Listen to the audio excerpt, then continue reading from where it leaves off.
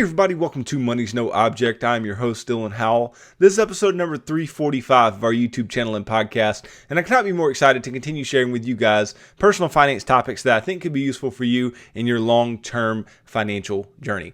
Now, I know I'm saying episode 345. Yesterday, I did repost an older episode on gratitude, which I thought could be really useful for you guys when it comes to the fact that yesterday was Thanksgiving. And I spent yesterday with my family, and so no new episode for you. And so that can be treated as 344 or, episode 81 or whatever it was. But this is 345 as the 345th video that I have put out for you on a daily basis, including yesterday's episode, right? So today we are going to be talking about the hidden risk of conservative investing. We're going to talk about what it looks like to invest in too conservative a way, and then how you should be making your decisions on how you choose to invest your money. Most people don't even know how they should go about making those decisions. They don't know what factors mean the most. And so we're going to talk about what factors actually do mean the most and what factors can have the biggest impact on you having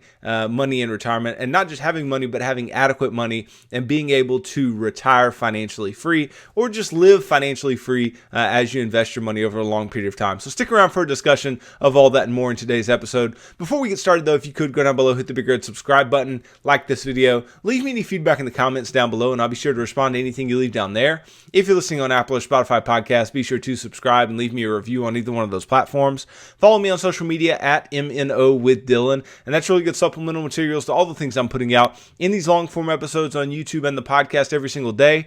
And then if you need somebody to help you to build a financial plan and keep you accountable to that plan over the long term, then I can do that. Just DM me on any of the major social media sites and tell me that you are interested in financial coaching sessions, and you and I can begin working together, pushing towards your long-term financial goals and ultimately pushing you on towards long-term financial freedom, which is what I hope for every single one of you who's watching or listening to the show on a day-to-day basis.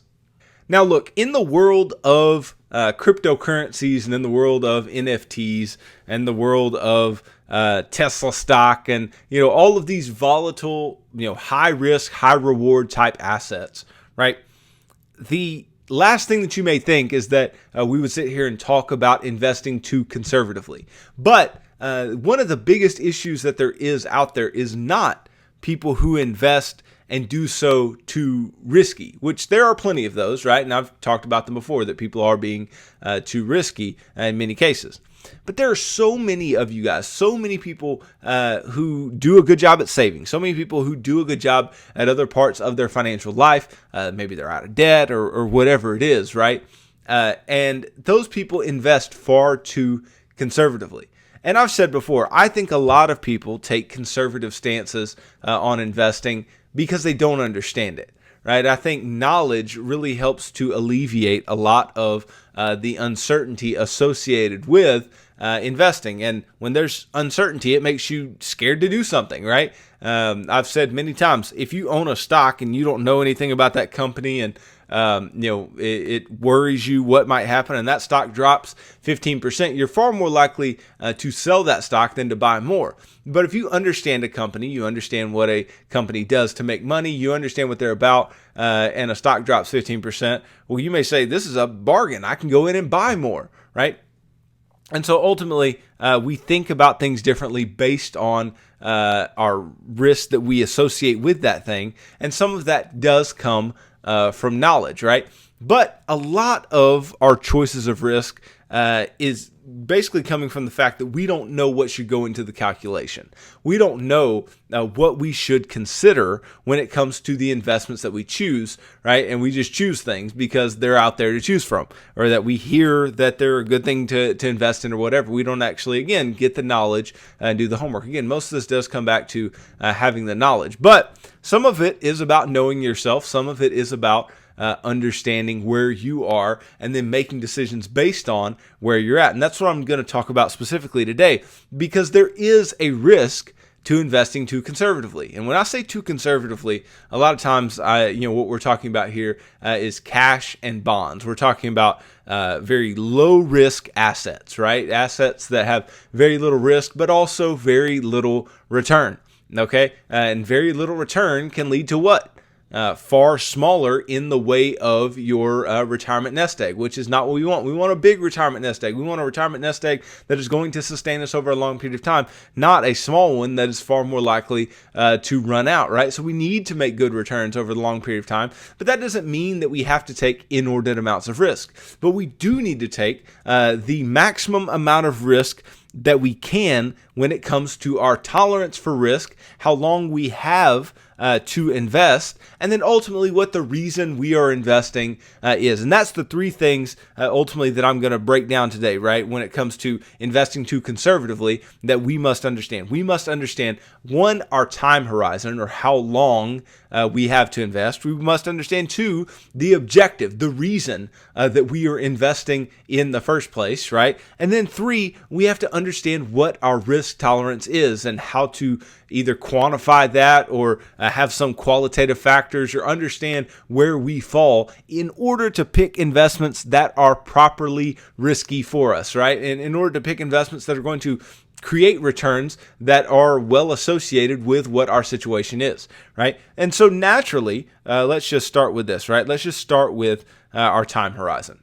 So many people think of time horizon as like, hey, I'm going to invest until I'm ready to retire. Right, and that's perfectly fine, right? If you're thinking about retirement as one, end point of your investing, then that's perfectly fine, because for a lot of people, past retirement, they don't invest very much, right? They're far more just living on the investments that they created. So having retirement at some particular date set or some age, that's perfectly fine. I understand having that as your time horizon. So if you're 25 saying you're going to retire at 60, that's a 35-year time horizon, right? So you know that that's the amount of time over which you are going to have to invest.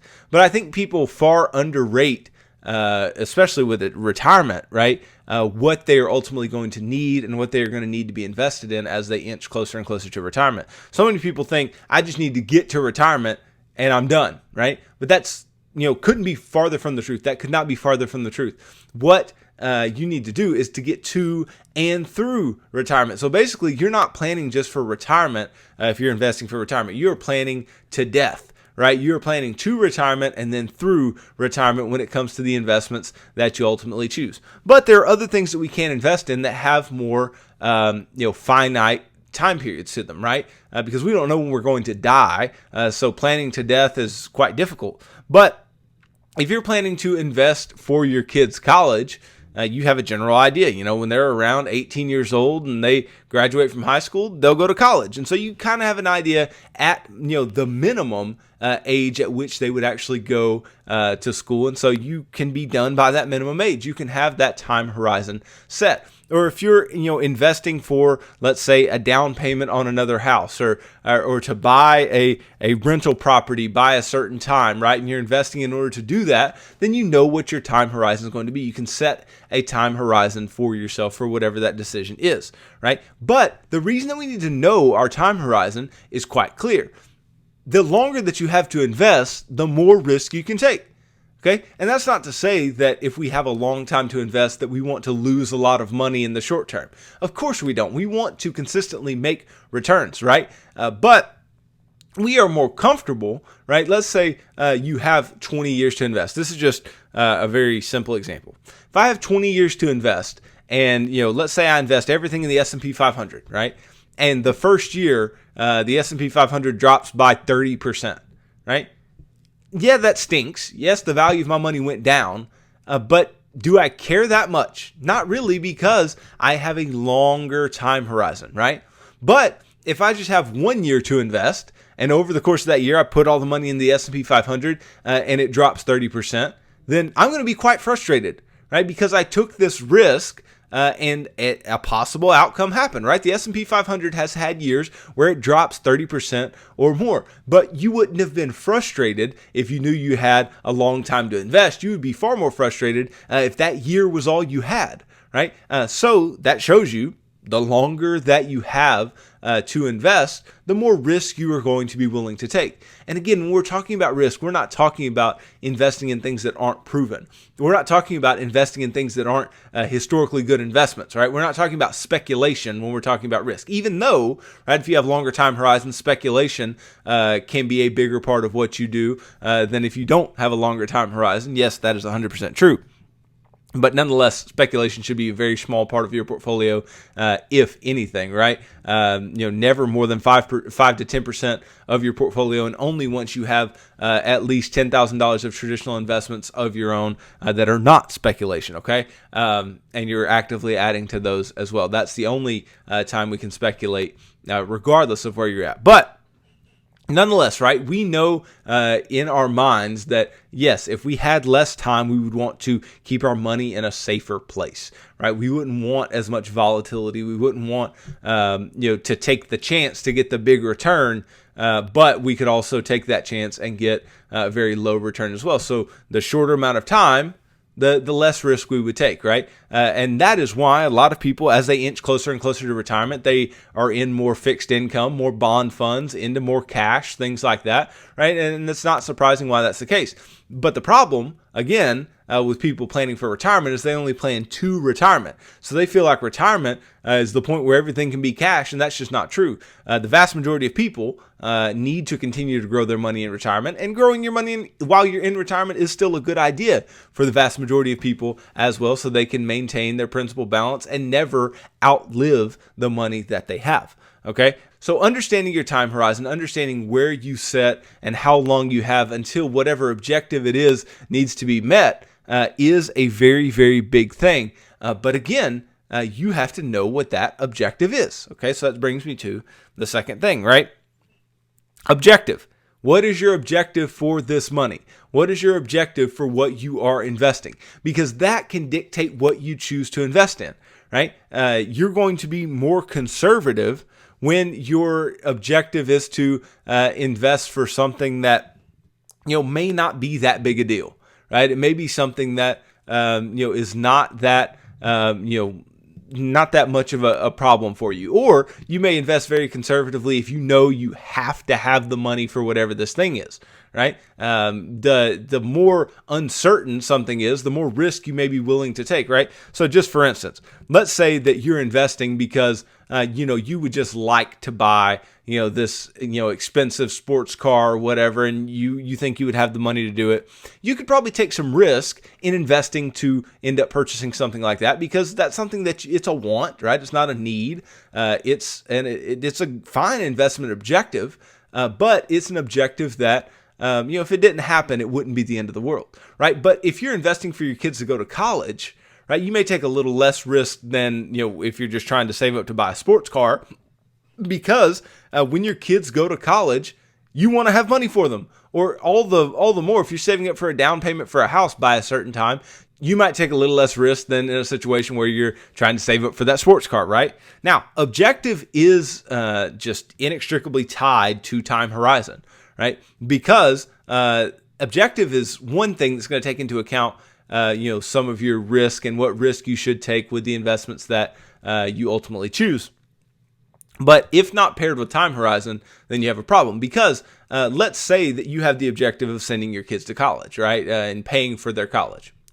Well, if your kids are 14 years old already, right, or if your child is 14 years old and you're going to have to pay for their college when they're 18, that means you only have 4 years to invest. And so you want to make sure that every single dollar that you put to work goes towards your kid going to college and goes toward that objective, which means you may invest in a more conservative way. But if you start investing for your kids' college when they're born, right, and they have 18 years over which that money can compound and grow and prepare for them for college, then you may take more risk, right? Even though the investment objective is the same, the time horizon being different changes what you're doing. And in the same way, right, you can have two objectives, right, but have the same time horizon and do two different things. So for instance, again, let's say that I want to retire in 30 years. Okay. And I want to specifically save money to retire, invest money to retire. Great. That's fine. We'll do it. Okay. But let's say I also, 30 years from now, want to, again, we'll go back to the sports car example. Let's say I want to buy a very rare sports car, very expensive sports car 30 years from now, right? Which one am I going to invest more conservatively for? Well, naturally, you would invest more conservatively for your retirement. Now, that's not to say to take a completely conservative stance, but relative to the other thing that you're investing for, you would invest more conservatively for your retirement because you have to have money to live on in retirement, but you don't have to have that fancy, rare sports car, right?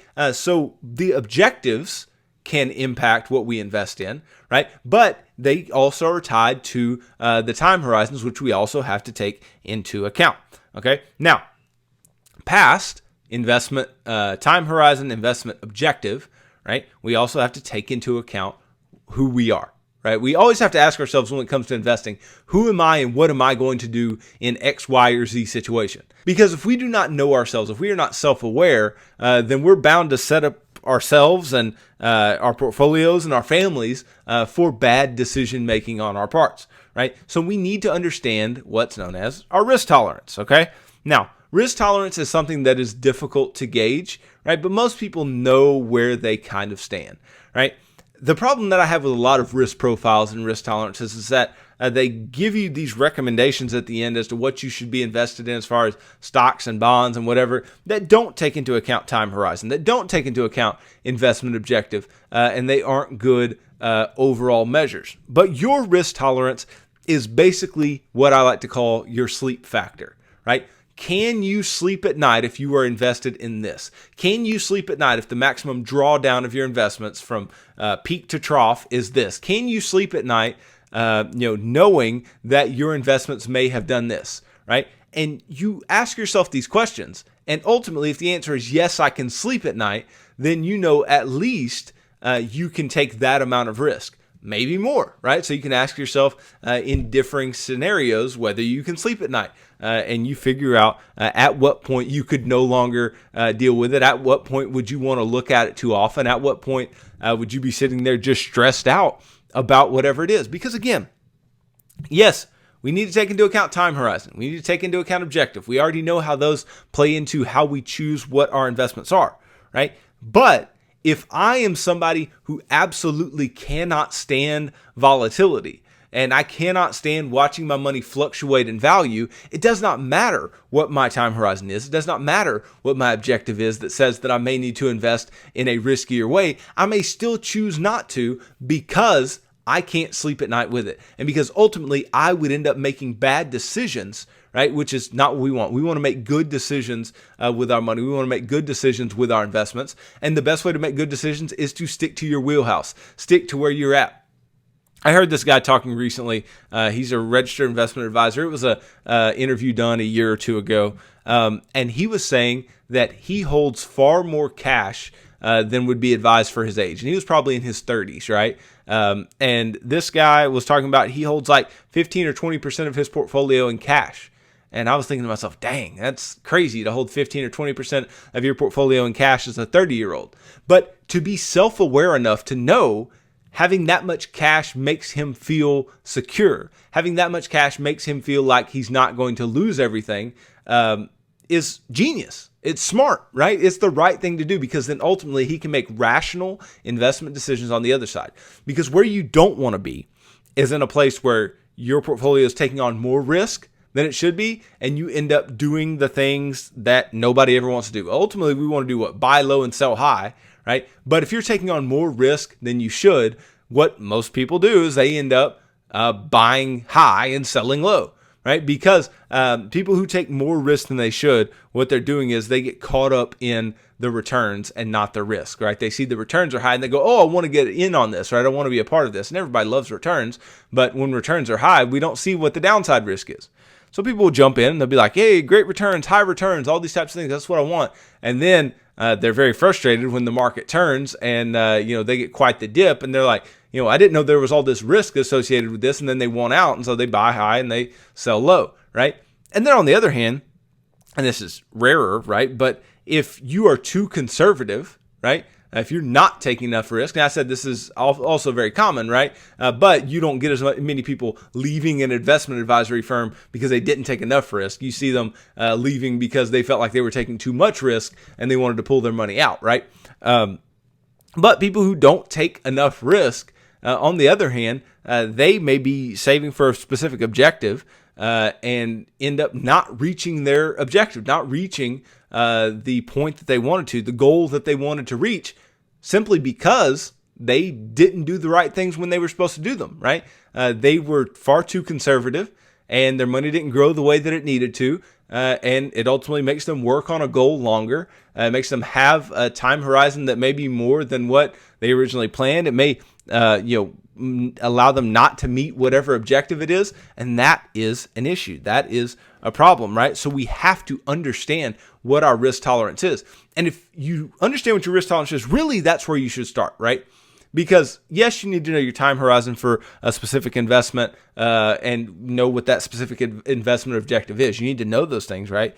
But if I don't begin with this idea of I know who I am, right, then you may end up making bad decisions based on time horizon and objective. So I would ask myself first, who am I, right? Can I take X amount of risk? Can I deal with this amount of volatility or drawdown? And then if the answer is yes, then move into, okay, well then based on what I know about myself, right, let's look at the time horizon and the objective that I have here and make decisions as to what my allocation should be. Because I can just tell you guys this right now.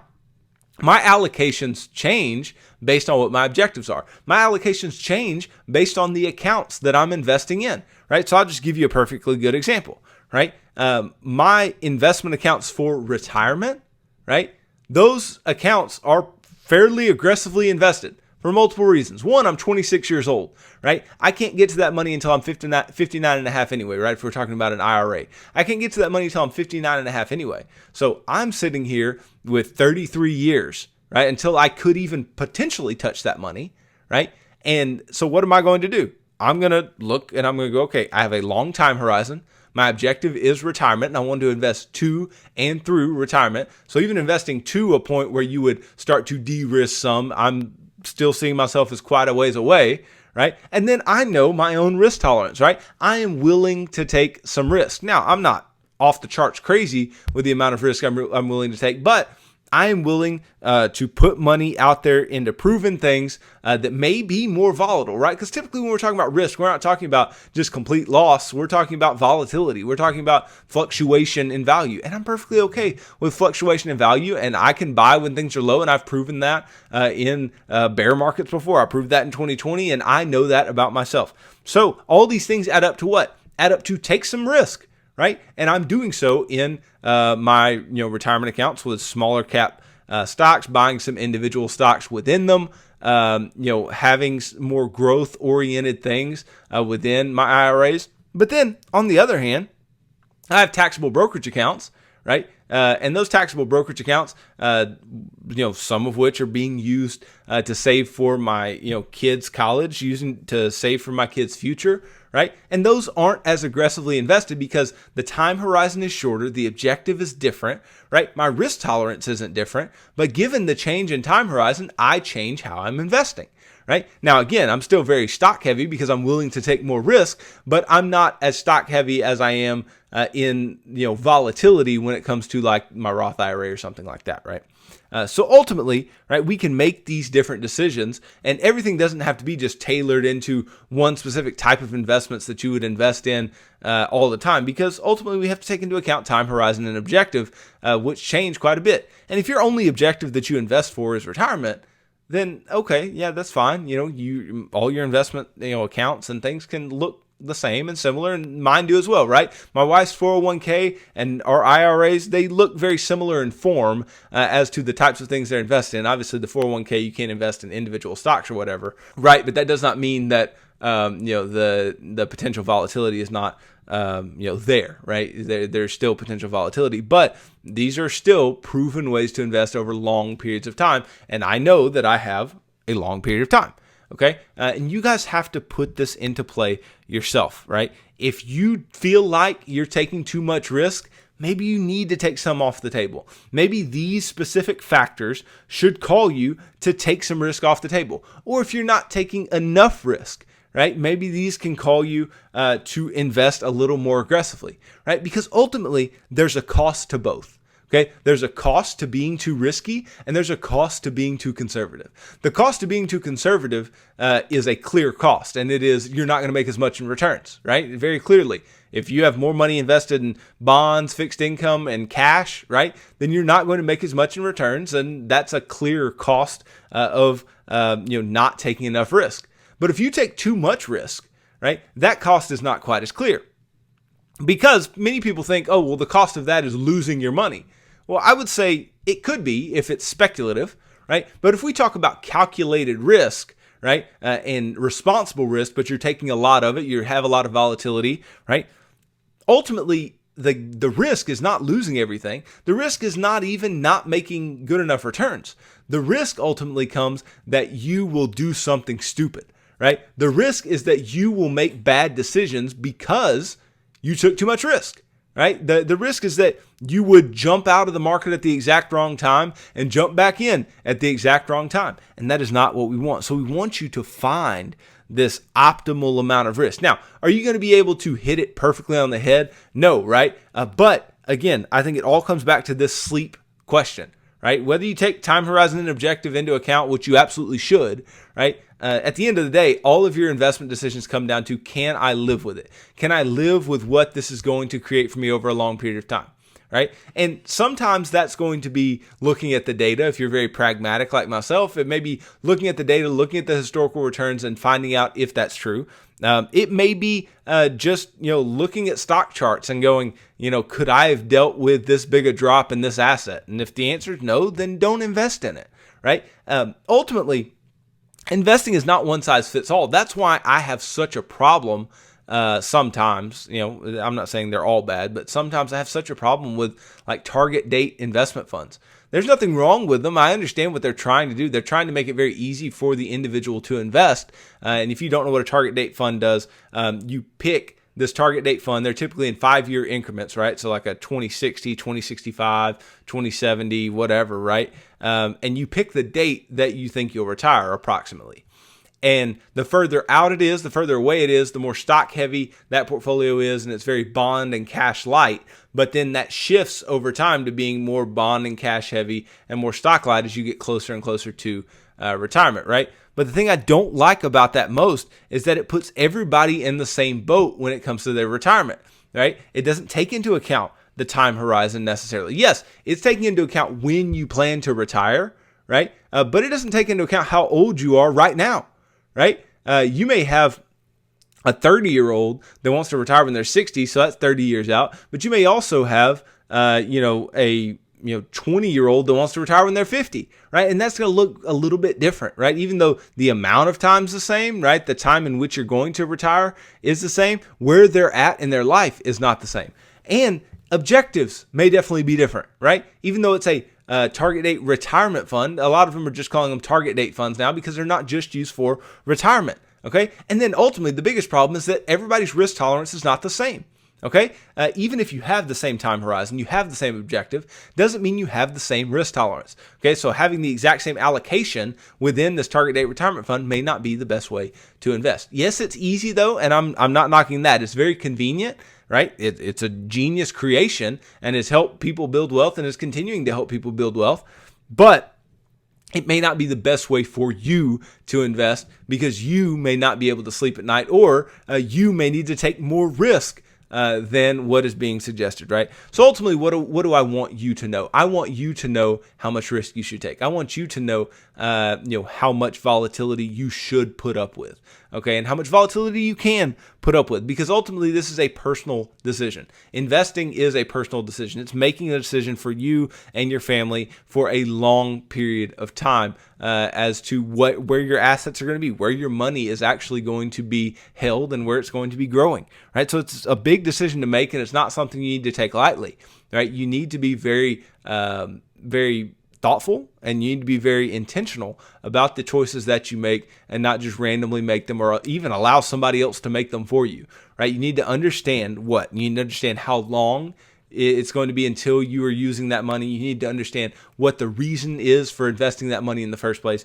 and you need to ultimately understand who you are. You need to understand what your risk tolerance is, how much you can actually put up with, and what helps you to sleep at night and what keeps you from sleeping at night, right? Look, I do all of this myself. I take all these things into account myself, and I would suggest that you do the same, because it's not a hard exercise, but it's just an exercise that far too many people fail to take on. Far too many people fail to, ultimately just sit down and have honest conversations with themselves, with their spouses, with their families. And I think if more of these conversations were had, then we would have less people that just jumped out of markets for no good reason, and we would have less people who hurt in returns over time and hurt in their retirement nest egg amounts, or their amounts that they're saving for a certain objective, because they would be able to do so properly, engage what they needed to do over time in a proper way, instead of being overzealous or underzealous and then falling short over the long term. So hopefully this helps you to understand risk a little better and understand what investing conservatively may look like, and what investing in a risky way may look like, and where you might need to fit into this continuum of risk taking when it comes to your own investments. So thanks for watching this video. If you could go down below, hit the big red subscribe button, like this video, leave me any feedback in the comments down below, and I'll be sure to respond to anything you leave down there. If you're listening on Apple or Spotify podcasts, be sure to subscribe and leave me a review on either one of those platforms. Follow me on social media at MNO with Dylan, and that's really good supplemental materials to all the things I'm putting out in these long form episodes on YouTube and the podcast every single day. And then if you need somebody to help you to build a financial plan and keep you accountable to that plan over the long term, then I can do that. Just DM me on any of the major social media sites and tell me that you are interested in financial coaching sessions, and you and I can begin working together, pushing towards your long-term financial goals, and ultimately pushing you on towards long-term financial freedom, which is what I hope for every single individual who's watching or listening to this show on a day-to-day basis. So tune in Monday as I continue talking about personal finance topics that I think could be useful for you in your long-term financial journey. So thanks for tuning into this episode of Money's No Object. I'm your host, Dylan Howell. God bless.